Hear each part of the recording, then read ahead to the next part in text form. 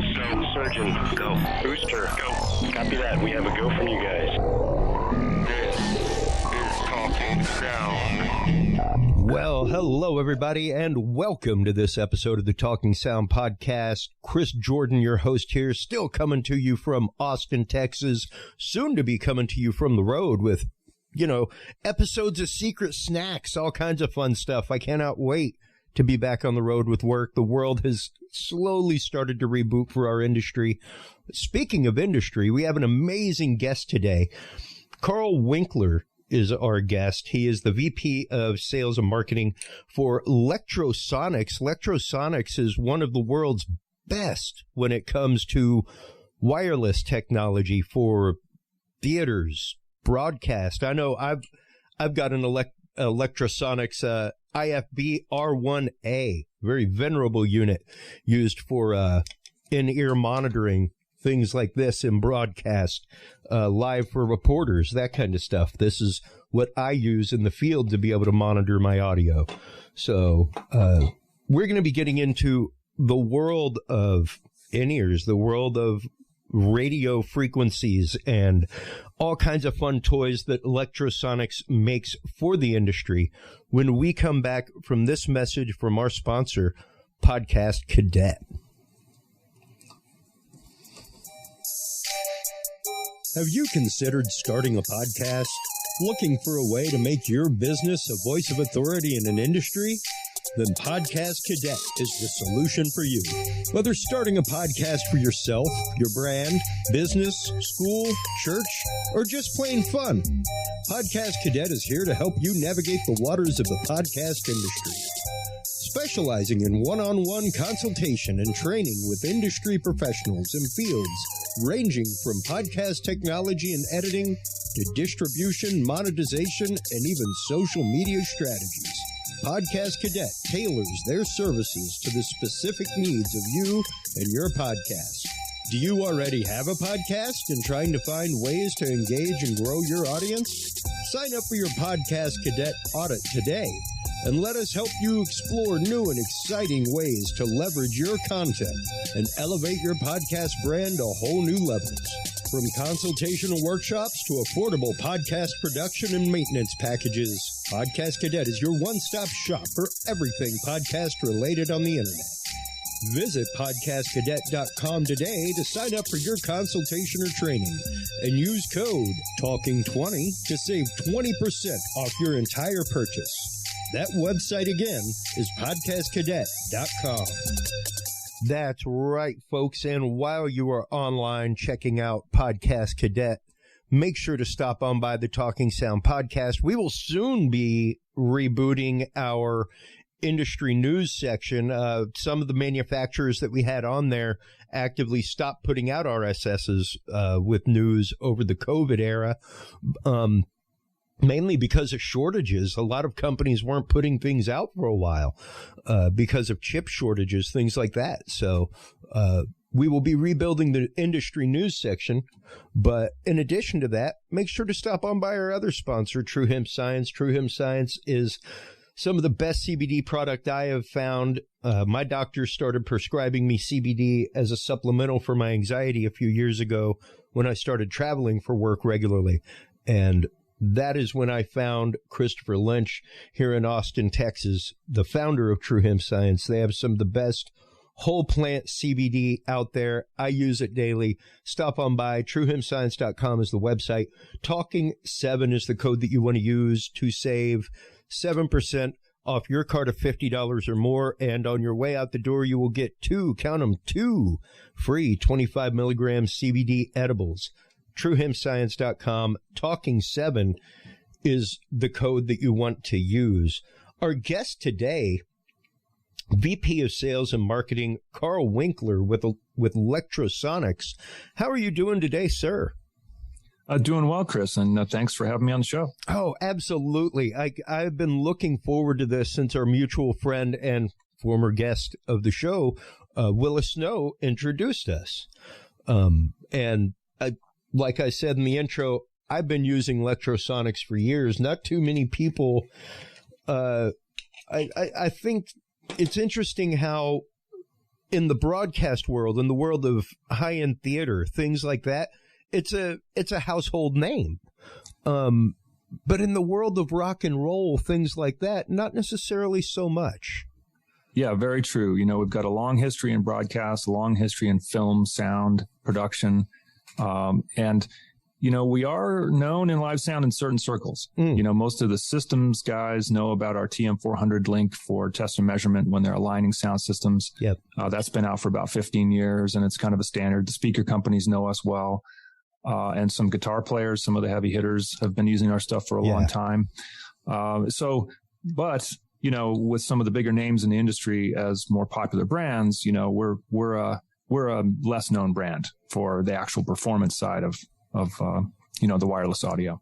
Well, and before we start getting into how y'all are changing that and how y'all are really bringing a whole new realm of technology to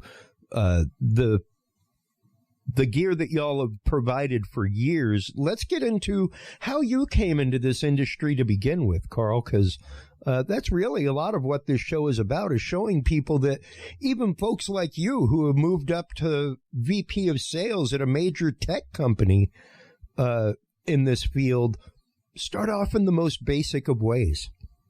Well, sure. I mean, my background, like many in the industry, was as a musician. I'm a classically trained violin and viola player. I got my degree in music performance. But along the way, I started becoming interested in audio. And I think that goes back to my dad was building Dynaco kits for our home stereo, back in the late 70s. And that fascinated me. I got interested in electronics. I was building projects, all along, and also listening to records and starting to think about the technology that went into making them and the fascinating positions that might be out there.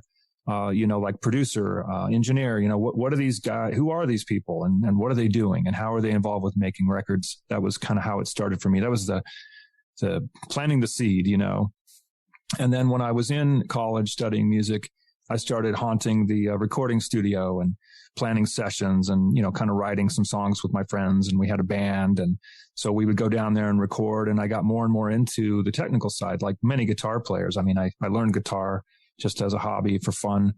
And, you get obsessed with your tone and then the equipment. And then, you're experimenting with pickups and different kinds of tubes. And what I mean? Yeah. We all kind of, I think so many people in this industry have histories like that.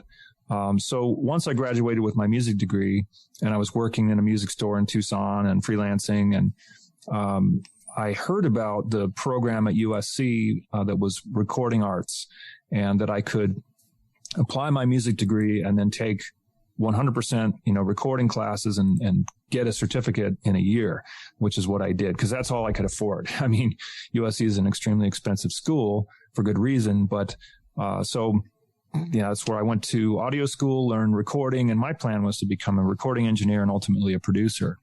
But the world was changing, technology was changing in the 90s, and it was very hard to find work. I didn't have a lot of,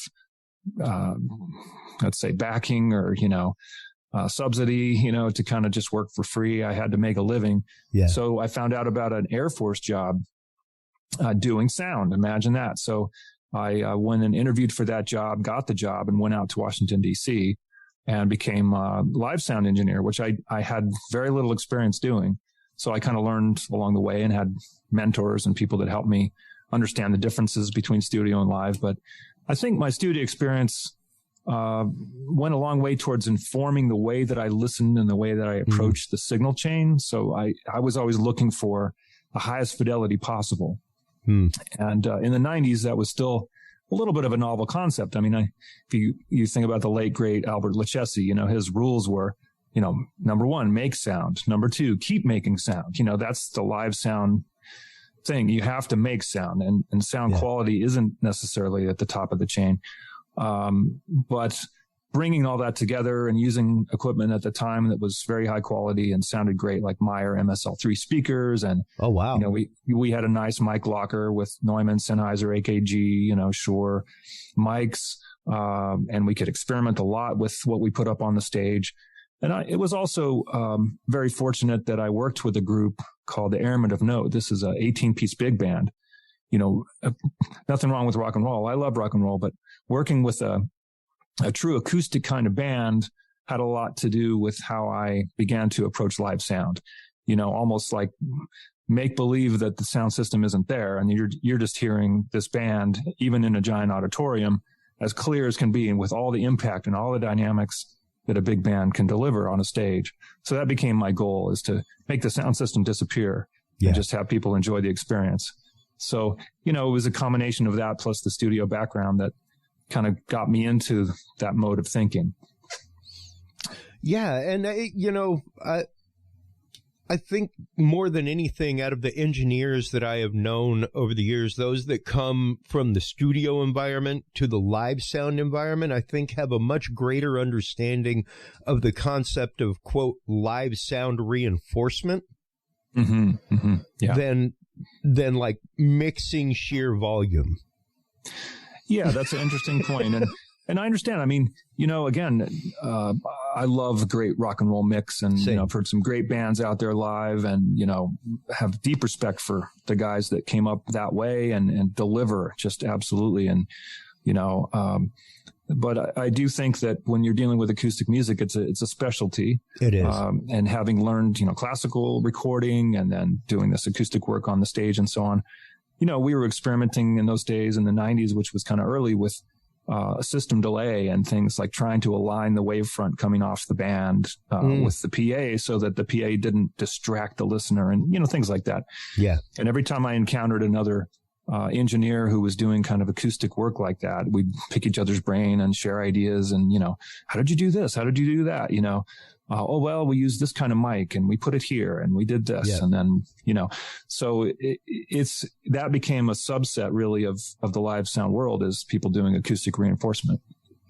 Yeah. Yeah, absolutely. And the fact that you started, like, once again in the studio and then went with acoustic stuff like the Airman of Note, really does speak volumes for the amount of detail that goes into mixing, especially whenever you're talking about brass, that kind of stuff. It can really pop out in a mix, and like you said, it can distract people if you have delay going on, if you're hearing a horn before you hear it come out of the speakers.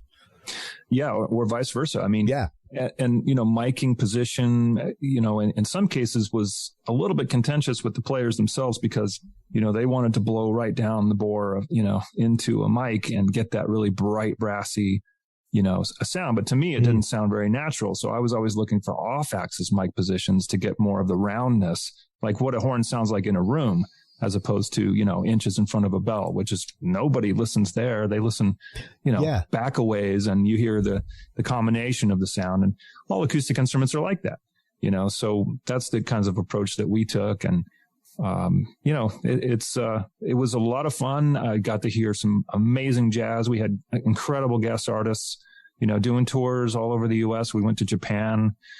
We did some recordings. We played at some big events like the recreation of the Glenn Miller Orchestra, big 44-piece band that we took on the road across the U.S., stuff like that. It was really a blast, and it really taught me a lot.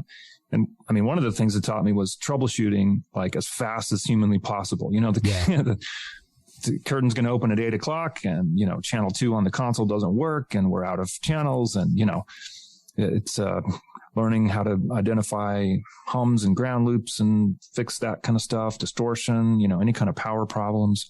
Yeah. It was really an on the road, on the job education, which I'm incredibly grateful for. Yeah. I had the same kind of experience where I worked with the same sound system regularly in different locations. And you really do, once you have that wiring schematic in your head, troubleshooting becomes almost a ninja reflex. It becomes a second language to you. It's really, really interesting. Absolutely. Because you kind of have the spare bandwidth in your brain. You already know where things are plugged in. It's not like you just set it up for the first time or just took it off of a truck and you've never seen it before. Right. Which, of course, I mean, hey, we've all run those shows too.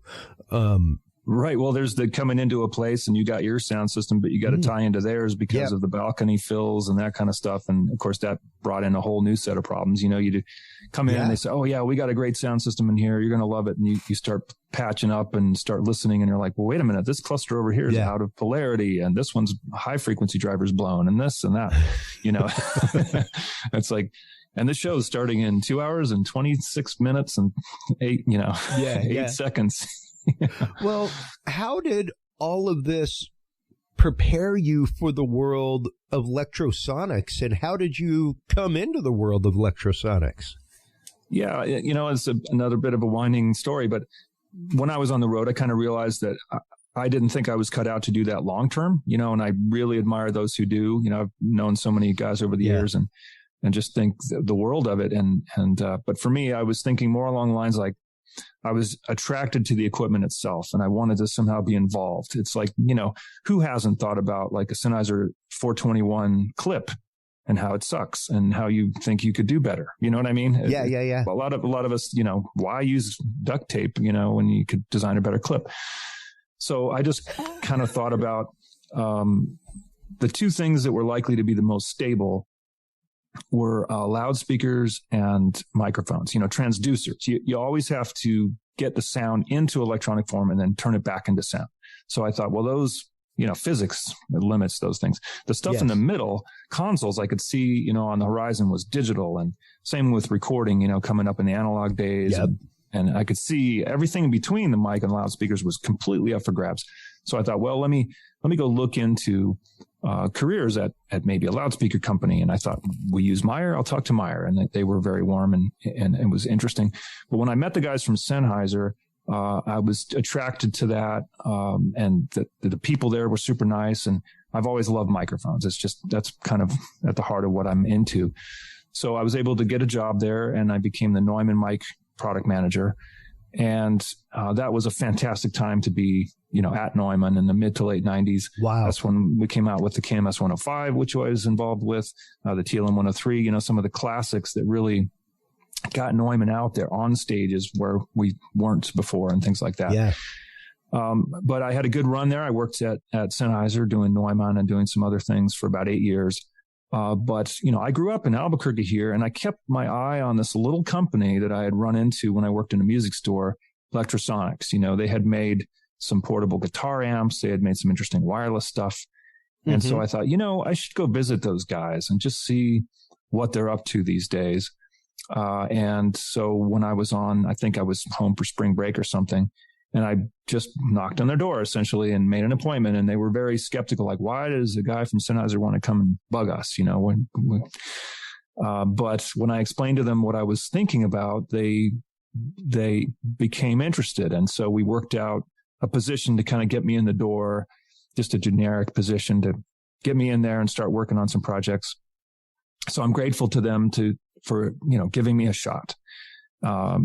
And that was 2004. So I've been there 17 years. Hard to believe it's been that long. But the company had been around since 1971. So, you know, it's got a good established history.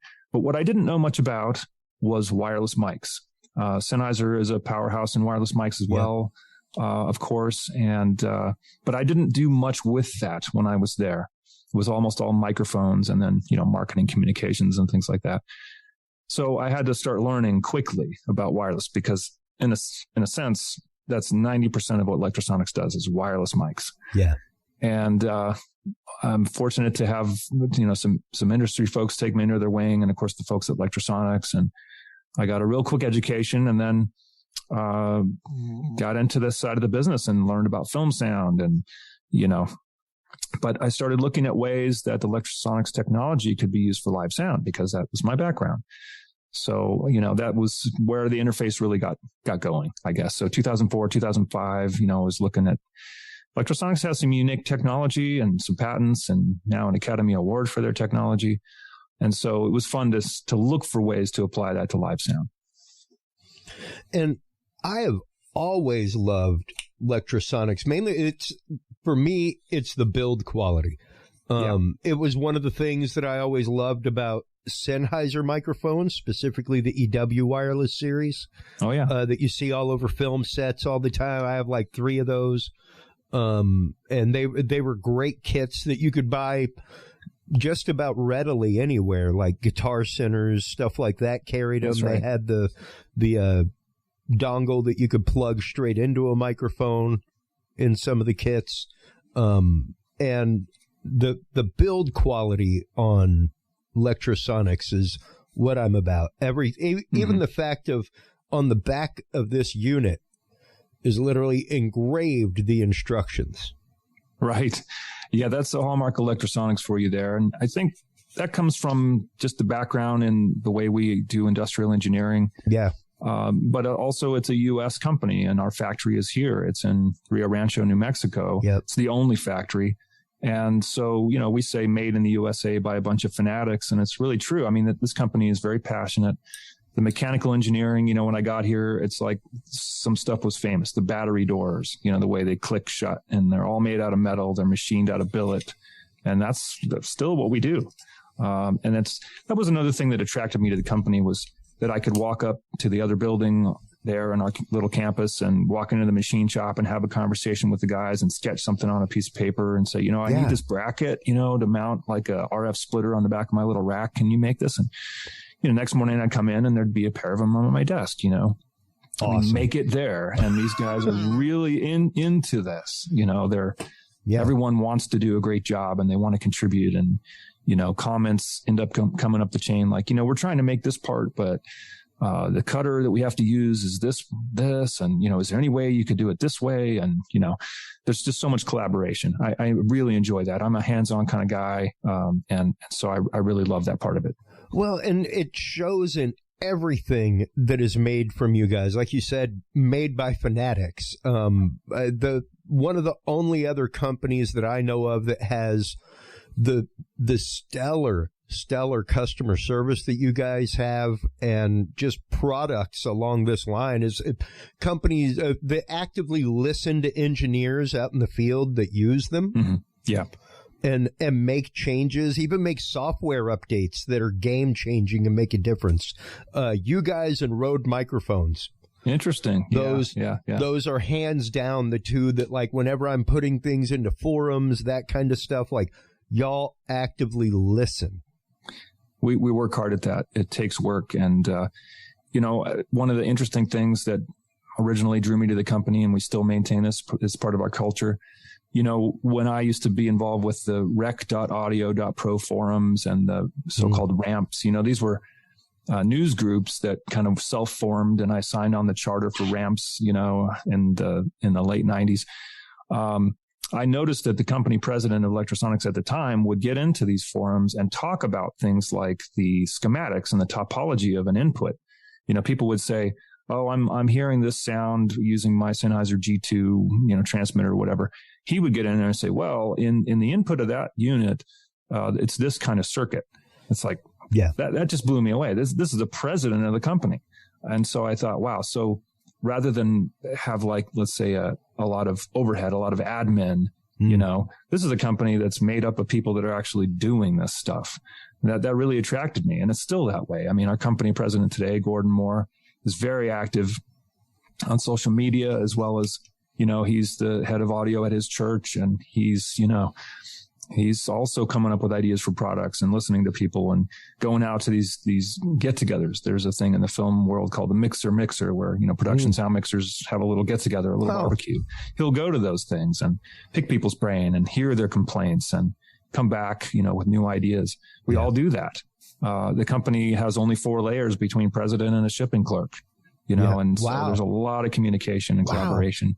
But, it's that involvement with the actual customers, going on site, listening to their issues. And firmware. I mean, people have been just flabbergasted that they'll say, your wireless designer software program, the one thing I'd love to do is have zones, as an example. This is something just from a few months back. And it's like, we've been meaning to do that. Let's do that. So then, a few weeks later, here's a beta version. Let's get that out there. People are like, really? So we asked for zones and you did it? Yeah, we did it. I mean, in a sense, you could say, how else would we survive? we need to be flexible. We need to be hearing their input and putting these features in. And although one thing that I find somewhat humorous, these days with smartphones and tablets and things like that are essentially a blank slate device with a touch screen and then a bunch of apps, right? So it's essentially whatever it does is all software. Yeah. So people believe that anything can be done with software, which isn't really true. There are hardware limitations. But so it's just become that kind of world though, where it's like, well, why can't it do blank? Can't you just program that? Well, no. Yeah. There's only so many channels of A to D and D to A in a unit and things like that. But it makes it exciting and challenging. That's for sure. Well, yeah. And it makes for unique problem solving, as well. Whenever, like you said, you get together with your chip manufacturers, your president, who obviously knows these kind of things. Yes. And it's so important that somebody that high up knows that in depth the product that they are dealing with. Yes. And the technology that they're dealing with, because so frequently it is the case, and you see it with so many manufacturers in this industry, where the CEO, the person at the top, has no idea. Like, they don't play synthesizers. What? Right. Why are they in charge of Yamaha? I think to some extent you get a company that large, and that's kind of how it has to be. You have to have administrators, and their big skill, or their, what they bring to the table is managing people, and who they're managing are really, smart, capable people, and so on. But yeah, I think to a certain extent that in some cases they even take pride in, I don't even know quite what we do, but we've got experts on that kind of stuff. We got tons of people that take care of that. Yeah, exactly. Yeah. But the interesting difference though, I think, Karl, is that whenever you look at a lot of those products, like I do a lot of podcasting, obviously, and advise a lot of people on podcasting, and so many people are addicted to Zoom. And I have tried to steer so many people away from it. It's a decent product, but it's one of those, I tend to go with companies like Lectrosonics or Tascam, companies that have done that one thing, and that's what they've done. Yeah. And they don't need to make a video recorder for bands. They don't need to make microphones. They make recorders. Right. That's what Tascam does. They make recorders and they make mixing consoles. That's all they've ever done. So it's a purpose-built company. It's not something that gets so scattered, and I think has kind of that panic mentality of, oh, look, there's a product, let's make it. Oh, look, there's a product, let's make it. I'm a big believer in focus. It tends to affect quality. It tends to affect the usability of the product. You aren't necessarily like a Rode, focusing in on that bandwidth with the direct user. And what are you updating? What are you changing? What are you making sure that is done properly? And once again, that's one reason why I've always used Lectrosonics for my wireless in-ear stuff on the road, because that's what we used in broadcast. That is what they do. Yeah, we have a pretty limited portfolio when you really boil it down, and a limited but beautiful portfolio. Yeah, it's got to be curated, cultivated. One of the challenges is being as small as we are and going up against much larger competitors. We have to be good at this. Yeah. And that is never easy. It's a lot of work. Coming up with unique product ideas, that's really, really important. It's like if we started doing Me Too stuff, the big competitors would eat us alive. Yeah. But we can do unique things because of our size, and, we're not publicly traded. We're privately held. And so we can, kind of put a pitch to the shareholders and say, look, we want to do this. It's going to take a couple of years and you need to be patient, but we're going to win. We're going to win when we get there. And as long as we do that more often than not, they let us do it. And that's great. I mean, we're a company with 140 employees. That's just tiny. Wow. You know, and that's manufacturing. I mean, everything. So that's what we're constantly thinking and talking about. You know, how do we do stuff that is unique and provides a powerful solution or elegant solution for professionals? That's the other part, that we really don't make any consumer products or any mid-fi, pro-fi, whatever you want to call it. Yeah. It's pro only, which makes it narrow in terms of the price range. But I would say that where a lot of larger companies have vertical differentiation, you know, between their lines, they've got let's say a wireless at $400 and a wireless at $800 and a wireless at $1,200 and so on. You know, we only make one quality level. It's pro. Some of the products have less features and maybe a little less expensive. But when everything's made in the U.S. to a pro level of quality, you know, it's not inexpensive. And that's, you know, because of that, we're not available in music stores. We don't really do endorsements. You know, there's a lot of things we don't do that larger companies do and can do and need to do. We just focus on the products and the tight customer relationships. Well, and on an industry and the needs of an industry, when you're talking about broadcast, film, theater, those needs are pretty specific. They are. You know, it's not like rock and roll where you need it to be able to be handled in the rain while you're swapping guitars out and jumping off truss, you know. Right. Like that's not what you're doing. And I mean, that's not our focus. That's true. Yeah. And even then, most of those products, have what I would consider to be a fairly limited lifespan. Most of the transmitters, receivers, things like that. I mean, a lot of the newer Shure stuff, things like that have definitely come into a much better realm, but they don't seem to have the ruggedness and the road life that my Lectrosonic units have had. The bands that I've worked with that have had wireless in-ear units, things like that. Like I said, I've used this even for live soundboards for years to be able to walk around the room, stuff like that. That's right. No, I mean, it's maybe not obvious to those that don't know behind the scenes of broadcast and filmmaking and so on. And I would say this too. It's one of the, you know, for a long time we were kind of known as, you know, the best kept secret in the industry. It's like the pros knew about us, but you know, not publicly known. And some of that's because our stuff's almost always hidden.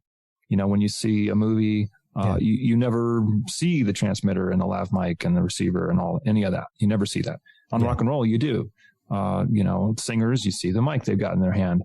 But the ruggedness required is definitely there. The stuff gets put to the test constantly in a lot of different ways, environmental, and longevity and, you know, conditions like, is it cold? Is it hot? Is it humid? Is it, you know, all those things. Any way that films are made, this stuff is there and it's got to survive that. It's got to last. And like you said, I mean, I think because of the structure of filmmaking and broadcast, you know, a lot of times these are freelancers that invest in their equipment and they need a solid return on their investment, which means the stuff's got to last a while. You know, they don't want to buy it and then have it be outdated in 3 years. That's just not how to do it.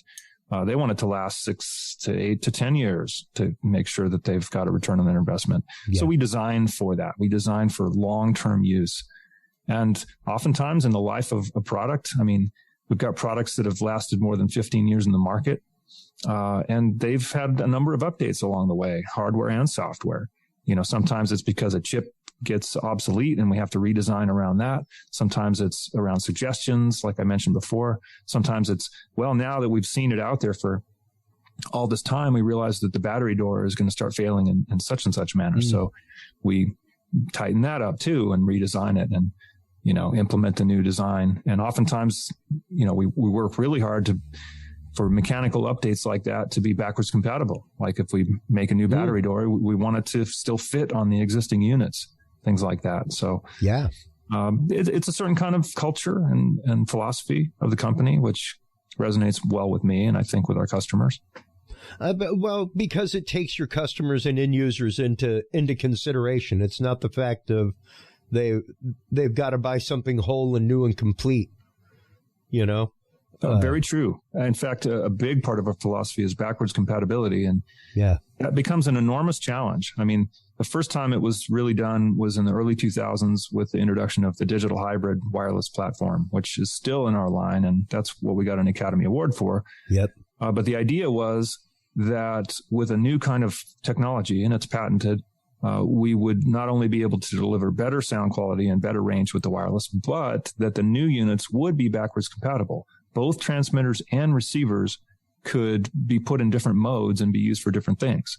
Like a belt pack transmitter that normally would be used on a Talent could be put into IFB mode and transmit to one of your IFB receivers to act as like a portable IFB transmitter. Wow. You know, things like that, just that kind of flexibility.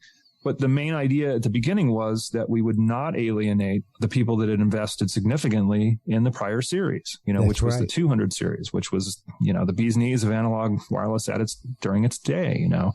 The idea that, hey, people have invested thousands of dollars into this 200 series equipment, which is fantastic equipment. So now they can get the new 400 series hybrid stuff and still use their old transmitters and make a much more gradual transition into the newer gear.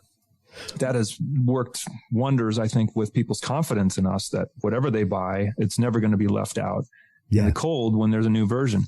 So we always design to go back at least one, if not two generations before. And that's pretty unique, I think. Yeah. Yeah, it's absolutely unique. I mean, I don't know of another manufacturer that does that. I mean, even with connector types. Right. Yeah. Even with power supplies.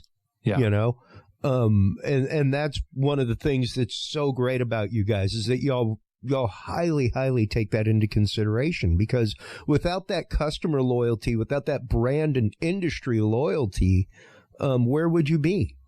You know? Yeah. I mean, you know, it's every brand is a collection of factors, you know, collection of experiences that the customers have along with your equipment, along with your people.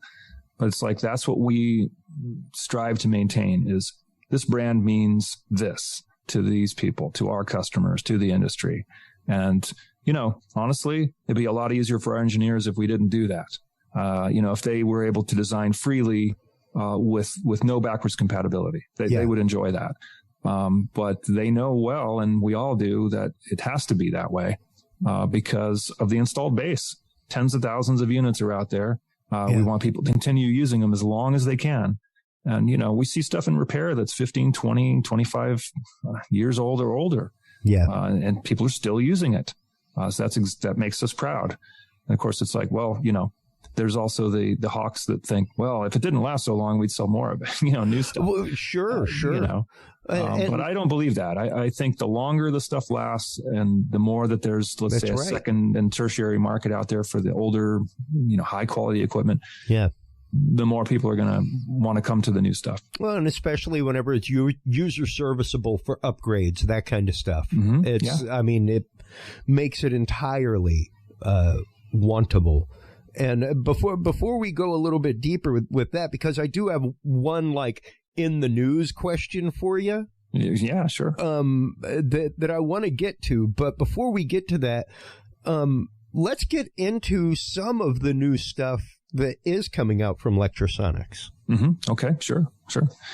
Well, we got two interesting platforms, you know, that are recent introductions, and one of those is the Duet digital IEM system, which, you know, still amazes me. You know, it came out originally in the fall of 2017, so it's been out there for a little while already, but it still remains the only pro-grade digital IEM, and I think that's because of the challenges of doing that. And, you know, so I'm proud of that. It's the only IEM that accepts Dante inputs still. Oh, wow. So, you know, it's really carved out a niche for itself, but it, you know, we originally designed it for live sound but it's found its way into a bunch of broadcast studios as a IFB.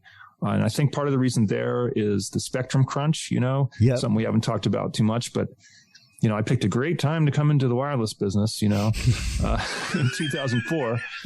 You know, it's like all the spectrum's just been obliterated, you know, and sold off. And so we've had some real challenges with, less spectrum available and noisier spectrum at that. So everyone's looking for various solutions. How do I get more channels stuffed into less spectrum?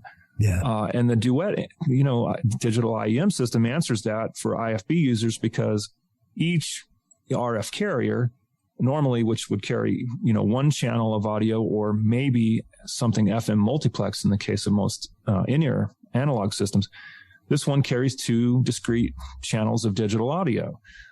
So it allows you to use 2 IFB channels on a single RF carrier with no crosstalk, which I think is unique. And, again, Wow. People responded really well to that idea. So, essentially it cuts the number of RF carriers in half for your IFB installation. And that can make a big difference in a broadcast studio production environment, for instance.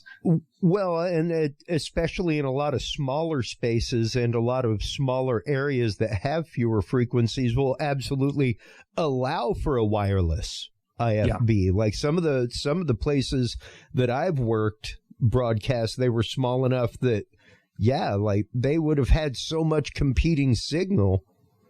That's right. All the IFB was like mine, where it's hardwired into the table. That's right. And I mean, look, I've said this many times in many seminars, and I will say it again. If it doesn't need to be wireless, don't make it wireless. Sure. Which sounds crazy for a wireless manufacturer to say that. But the truth is, we want it to work, and we'll advise you, look, for instance, if it's a stationary drummer, there's not really a reason to give them a wireless headset mic and a wireless IEM. Put them on a hard line. Same with a keyboard player, if they're not moving around. And some do. I mean, don't get me wrong. And we've seen this explosion in wireless technology in the past 20 years, and it's allowed for a complete redesign of how stages look and all the dance stuff that happens on stages. It's fantastic. We've enjoyed being part of that evolution of stage production. But there's plenty of times when it doesn't really need to be wireless, and it shouldn't be, because we've got to save the number of carriers. Sure. And, the other concept is give the money channels to the frontline talent, to the front people. And others don't necessarily need stereo, or they don't necessarily need, they might be able to share an in-ear mix and things like that. Yeah. So there's a pecking order to how you handle, all the different kinds of signals that are on a stage. So we're all about that. And I mean, the gear is designed to have a lot of flexibility just for that reason. Yeah. And once again, the build quality, especially on this stuff, is absolutely gorgeous. So aesthetically pleasing. And once again, just milled out of solid metal. Yeah, that's right. Anyone who's come to the factory or seen we do have a factory tour. I think it was done in 2017 on our YouTube channel. So if you go to YouTube/Lectrosonics and look at factory tour, and kind of go through and see how we build the products from billet material and raw circuit boards right up to the finished products. We do it all in one place. Wow. So yeah, it's great to hear that, that you like the aesthetics and everything. It's definitely got an industrial feel. It's not rounded, swoopy plastic. It's, kind of industrial, metal. But we do work to make it look nice, feel nice in the hand. Battery doors open with a snap and close with a snap. We want you to have a feeling of confidence when you hold these units in your hand. Just a little side note, it's one of the things that we're not so happy about, doing everything by Zoom, and over the phone over the last year and a half. We love it when we have a trade show and people come up and hold the gear. We have the gear all out in the booth and they can walk up and touch and feel it. And the reaction is always fun to watch. Like, wow, I've heard about this stuff, but this feels really good in the hand, That was going to be one of my questions and as I told you in the pre-show, as my audience knows, I cover the Texas Association of Broadcasters industry trade show. I go out and do CES, where we do 3 days of 8 hours of coverage, where it's just 10-minute interview after 10-minute interview of people with products. Right. Sure. And those that's the industry that I work in, is the corporate events industry, where, it's all trade shows, things like that. And this especially, is such a hand press industry. Whenever it comes to meeting the lead technicians, things like that, those are the trade shows that they're going to to see the latest and the greatest. And how has that affected you guys over the last year, especially with coming out with this new series, the duet system, all that kind of stuff? How has that affected things? Yeah, it's interesting. I think when the pandemic first hit, we're talking about spring, of 2020, March, April, the NAB broadcast show is our biggest show of the year. And so that show was canceled. Yeah. Normally we announce new products right around that show. Usually we announce it a couple weeks ahead of the show just so that people know to come see it at the show. Yep. And it really felt like, shoving these new products off the cliff into the abyss. I mean, we made the announcements anyway, and there was just no reaction. And I think it makes sense because people were completely overwhelmed with the reality of what was happening. Yeah. Everything was shut down. No tours were going out. No theater, no movies everything was shut down. So no one was really interested in new products. And so in a sense, some of the stuff we introduced, including our latest IFB products, really had a very slow uptake. Again, makes sense, but it was unusual for us to experience that. When we launch a product, we have a pretty good idea of what the reaction is likely to be, since we design them based on user input. And, people want things to be smaller, and they want dock charging, and they want such and such features and more presets or whatever. So we do all that. And then it's like, hello, anybody? Yeah. So that really had an effect. As the year went on, the interest level climbed to the point where by the fall, let's say October or so, we did a product launch of a new portable receiver, and it was huge reaction. So I think as recovery was happening, the sort of reaction to new products and what we would have done at trade shows improved a lot, because that was the only way anyone was finding out anything. Yeah. Was online. They weren't going to shows and seeing it and being like, wow, I didn't even hear about this. It's like that they heard about it from our introduction videos and our social media presence and seeing it in the press. And that was it. Yeah. So as the world got used to what was happening, things improved. But yeah, there's still that feeling of like we've missed out because people haven't been able to come up and talk to us and have us walk them through the software and touch and feel the products. Yeah. And just that human connection of just, hey, how's it been going? What's new? I mean, those are the kind of conversations we love having, and we enjoy talking to our customers. And I think, the kind of people we have on our team are warm, engaging people. We're constantly trained to be receptive. People walk in the booth, we greet them, we talk to them. Yeah. It's an active thing that we do. It's not by accident. And, so we have missed that. We're looking forward to that. And of course, it's hard to know what's going to happen. I mean, we're all scheduled to go to the NAB show in October in Las Vegas, but we'll see what happens. I mean, we're planning to be there. If there's a show, we'll be there. Well, and it's like I said during our CES coverage, you could not get more CES than to make everybody appear virtually. Right. Yeah, exactly. Like, this couldn't be more CES. But at the same time, it's one of those that, it's a hand press event, and it's an event where if you're set up in the right area, in the right kiosk, like the head of Amazon purchasing will come by and go, oh, that's a nice universal remote. We can get these with Amazon on it, right? Right. And like, you're done. Yeah. It's crazy. And whenever it comes to, let's be straight technicians, when it comes to us nerds, it's all about the touchy feelies. It's all about like, ooh, man, feel that. Even this, like you can hear the click on that. And the tactile feel of the knob and the way that it moves, like you cannot describe it. It's right. Something that has to be experienced. It's true. It really is. It's a big part of the brand is the experience of touching and using the equipment. But I also think there's just a basic human interaction element. When you have someone there face to face, you're getting 100% communication happening, which is not available on any other medium. Yeah. I mean, something like Zoom certainly helps versus just talking on a phone, or emailing is one of the worst, but having them there, you can begin to gauge their reaction or interest level to what it is you're talking about or showing them. Yeah. And it's also like you can get the sense that maybe they want to ask a question, but they're embarrassed or whatever. And so, you can coax it out of them. There's so many subtle things that can happen in person that really don't go that well over any other medium. Everything else is a compromise versus in person. Absolutely. Absolutely. Now, the other question that I had before I let you go, especially with the backward compatibility that you guys have, everything else, and especially how are you guys taking to the news of the possible right to repair movement that's going on right now? Have your engineers had any scuttlebutt about that? Because I'm a tinkerer. I own a pedal modification company.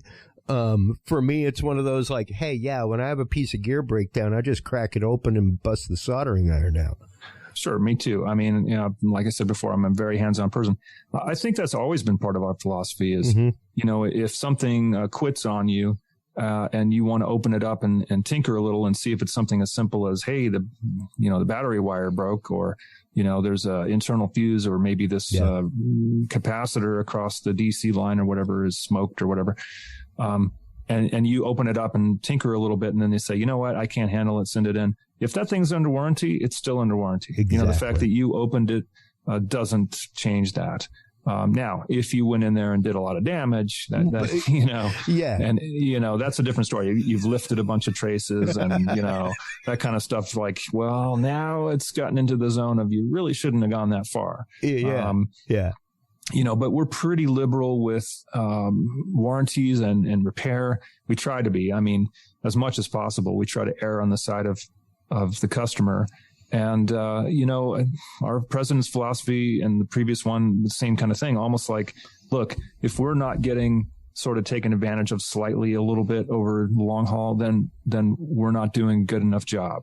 We need to err on the side of the customer as often as possible, with certain limits, of course. When you see product abuse, or when they tell you it's under warranty, I bought it a year ago, and you look and it was made and sold originally 3 years ago, things like that. You just, you have to be, there's a line somewhere, but we really do lean on the side of trying to help the customer every way we possibly can. Yeah. And like I said, my customer experience whenever I was in broadcast, things like that, with Lectrosonics was always top notch and way above standard. But it was also the fact of you rarely had to call Lectrosonics. Yeah, sure. I mean, that's the starting point, right? Is we don't want to have you shouldn't have to call us unless you got a question about, I'm confused about this menu thing. But even there, we spend an enormous amount of time kind of wargaming, menu structures and how easy the product is to use. We spend an enormous amount of time working on user manuals. We just finished one that's for the DCR-822. It's our portable 2-channel digital receiver that's backwards compatible, of course. And because of all the stuff that's packed into it, you hold it up in your hand and you go, this thing is, I don't know, the size of a couple decks of cards, but what it has inside is mind blowing in terms of its sophistication. So the manual is like, it took months and months to get it polished to where we felt like this is representative of Lectrosonics, of what the customers need, but the ultimate goal really is you shouldn't even have to crack it open because the menus make sense. And gosh, we spend a lot of time on that and wrangle it. There's arguments and discussions, and, sometimes the president, overrides us or whatever because he just wants it a certain way. And it makes sense because he's got plenty of experience doing this and talking to customers. Yeah. And, it's a collaborative effort, as I mentioned before. But yeah, we don't want you to have to call us because something broke or that you don't understand the product. But if you do, you'll reach us right away. You will talk to a human on the phone. Yeah. First, there's a receptionist that will answer the phone. And then you say, I want to talk to Karl Winkler because I have a certain question. I think he might be able to help me. But put me through. And here I am. I'm on the phone with you. And the president's the same. We've got some fantastic people in our customer service department who can help troubleshoot. And if they run out of ideas, they'll bring engineers into the equation. I mean, that's that kind of a company. We really work hard at that. Yeah. And I want to thank you for taking the time to come on and talk about everything that you guys are doing over there. Because once again, I've been a user for years. I've been sold on Lectrosonics and sold Lectrosonics to installs that I did that were doing broadcasts, that kind of stuff. So fantastic. I've been a raging fan of y'all's products for easily half my career. And to know that I got to do this interview is a little point of joy for me. Well, it's wonderful. I mean, one thing we didn't really talk about is the microphones on the live sound side, which we do have and people aren't that familiar with. Well, let's get into that if you have time. Yeah, I do. And what I'd just like to say is that if you are really into sound quality, like I am, I challenge you to put our handheld transmitter with whatever capsule is your favorite capsule. Put that up against anything that's out there. You like the Neumann 105? There's an adapter to put it on there. Any one of the Shure, the KSM9, fantastic sounding capsule. Sennheiser, we have an adapter for those as well because that's a different thread form than the Shure. These things sound really, really good on our handheld. And I would say that almost every time I've been there for any shootout, and our field guys would say the same thing, it's jaw-dropping. I mean, you put this thing through the DHU, that's a digital handheld, through our half-rack 4-channel receiver, and it's got Dante outs or analog outs, you will be surprised at how good it sounds and how close to a wire it is for your favorite capsule. And most wireless is fairly colored, and this stuff is very, very open and neutral sounding. So I would just say, we have those products. They're not as well known, but there's some touring bands out there with them. And they love them. They would never go back, the guys that are actually using it. So I'd love to see more stuff there. We can arrange for demos. We got field guys with equipment. I've got a demo rack. Nice. Let's get it out there. Let's get it in front of people. Yeah, absolutely. I mean, the fact that this is a half rack for 4 units is insane. Yeah, the density has always been, I mean, we come at this from stuff's got to be portable, it's got to be lightweight, it's got to be dense. And so our stuff is generally twice as dense rack-wise as anyone else's. I mean, the duet system we talked about a minute ago, that's a half rack unit with 2 stereo transmitters in it. And so you put 2 of those together and you've got 4 stereo transmitters in one rack space. Wow. On the receiver side, you got in one rack space 8 receiver channels in a rack space. For touring, for fly racks and things like that, there's nothing that's even close to the density. Yeah. Wow, that is absolutely incredible. And what has the response been from the people that are using them right now? Who all do you have out there? If you can say who all out there is using them, what have they been saying about them? Yeah, I mean, they love them. And the bands like Last in Line have been using them. I'm trying to think, Great White, who's their singer now? It's escaping me. But he absolutely loves the stuff and just raves about it and posts about it quite often on Instagram. Let's see if I can find him real quick here. So that gives you some idea. I mean, and there's more than just that. With the guitar players for many years, it was Slash and Carlos Santana. Oh, wow. Papa Roach. Eva David Gardner. Coverdale? I don't know about. No, it's not him. He's not the singer anymore. Right. It's bugging me that I can't think of it. Yeah.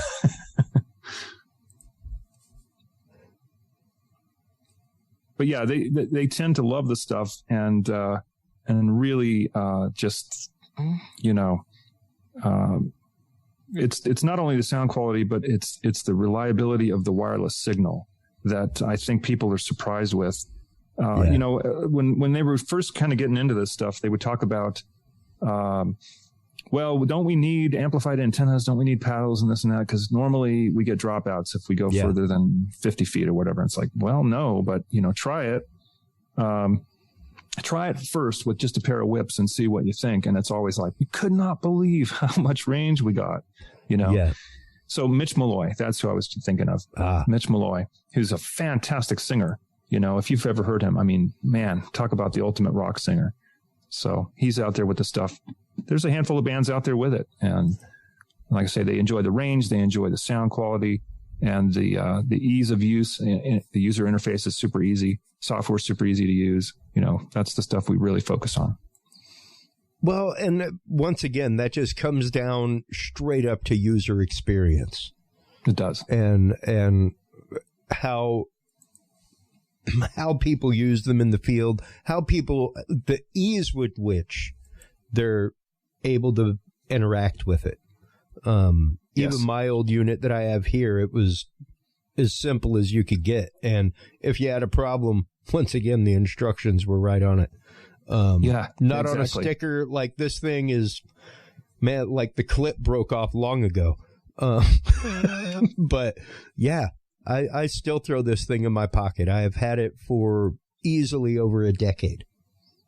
Yeah, we made those for something like 15, 16 years, those units. And it's the most popular unit we've made in terms of the volume of sales for that unit. Wow. There's just tens and thousands of them out there, and people love them. I mean, it's stick a battery in it, turn it on, and go. It's simple as it could be. And it's a great unit. They've been superseded now. We've got a unit that's half that size that does dock charging and sounds even better and even quieter. So we're evolving, but we love the fact that we've got legacy products out there like that. What is the typical range of your half rack unit? By range, you mean like distance? Yeah. That's often a factor of what frequencies are available, what the local environment is. But sure. 100 yards isn't uncommon. Wow. People are using the stuff with that kind of range routinely. I mean, they're putting a transmitter on a referee and having them work at a football field, and they could be anywhere on the field, and you got to be picking them up from somewhere in the stands or up in the building. You know what I mean? And we get regular reports from people of ranges far greater than that even. So it really depends. I mean, I wouldn't want to say that there's a maximum range. In fact, it's one of my pet peeves when people say, range up to 1,200 feet. Yeah. It's like, well, certainly no more than that, and probably a lot less.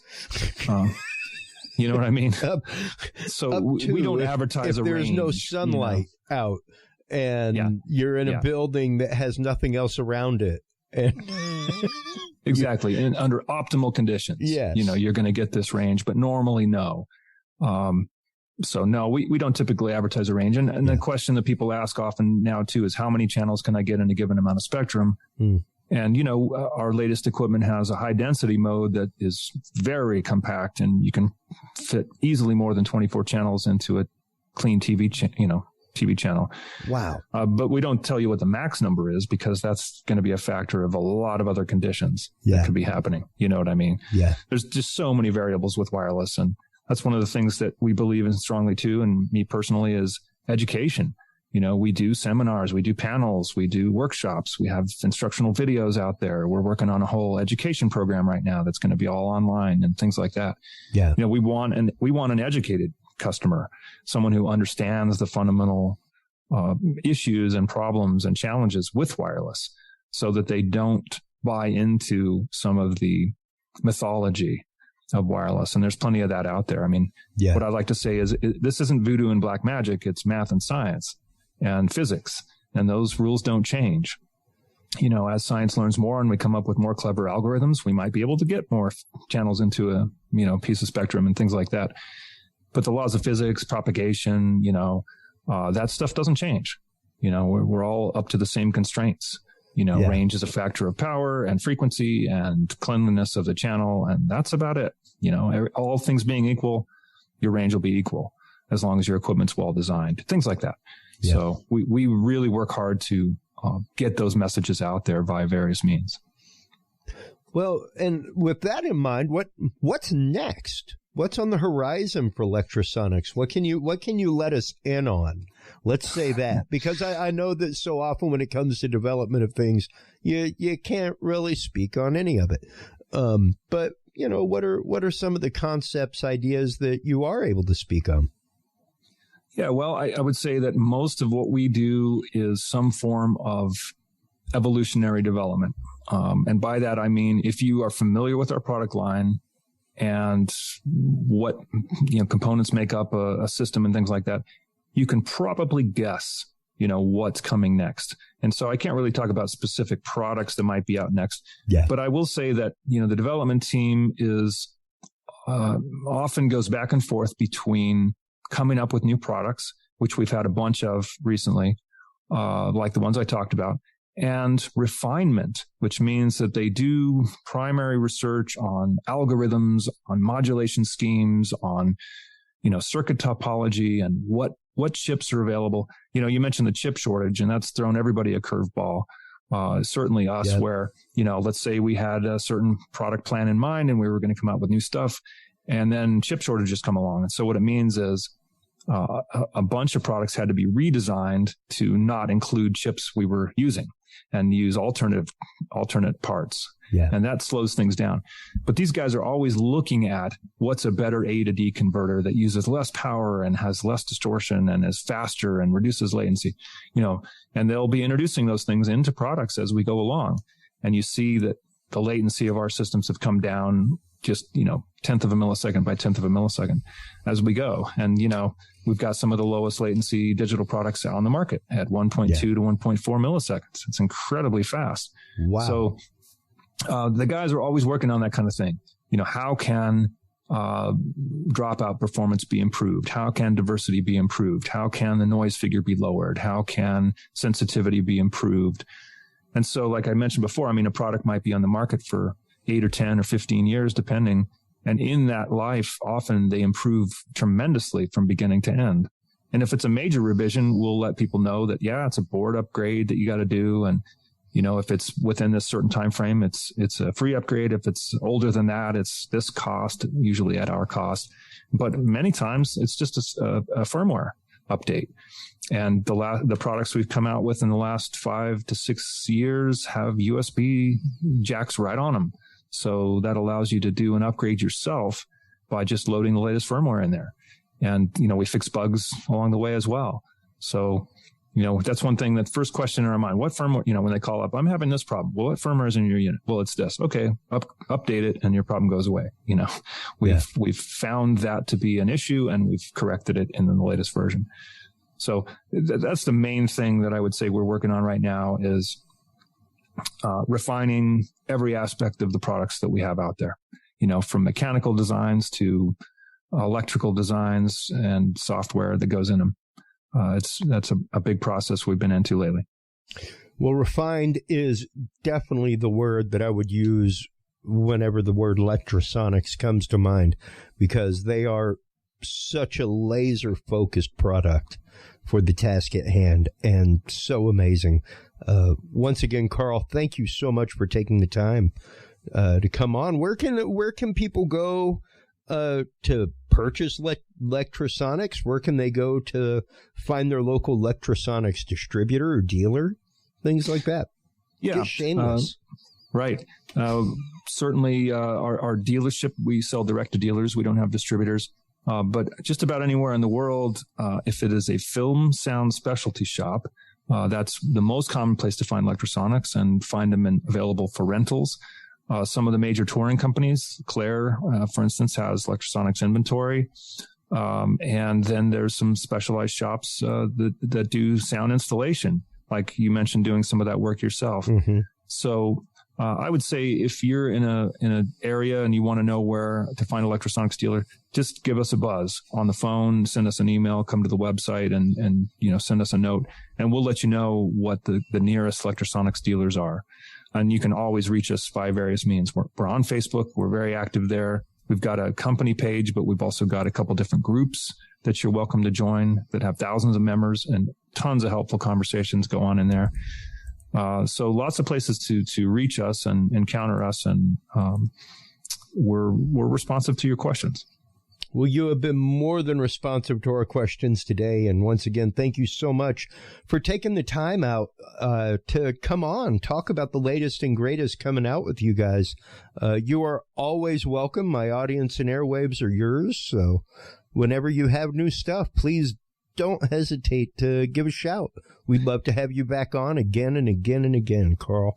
I appreciate it, Chris, and I've enjoyed it, and have a great one. And thanks again. Absolutely. Please do hold the line while we close things out, while you are online checking out everything that is Lectrosonics at lectrosonics.com. Make sure to stop on by the Talking Sound podcast. That is where you can find all the episodes. That's where you can find the industry news section that is being rebuilt. Make sure to stop on by the HC Universal Network as well. Until next time, everybody, take care of yourselves, take care of your hearing. We'll talk to you soon. Thank you Bye-bye. for tuning in to this episode of the Talking Sound Podcast. For more episodes, industry news, and information, visit us online at TalkingSoundPodcast.com. Subscribe to the Talking Sound Podcast on Amazon Audible, Spotify, Spreaker, SoundCloud, iTunes, or your favorite podcast service. Get the latest Talking Sound videos on Facebook, YouTube, Twitch, Reach TV, or your Roku or Amazon Fire device with the APR TV app. Talking Sound is a proud member of the HC Universal Network family of podcasts. For more great shows and content, subscribe to hcuniversalnetwork.com today. Until next time, watch those meters, gig safely, and keep reaching for 11. This is Talking Sound.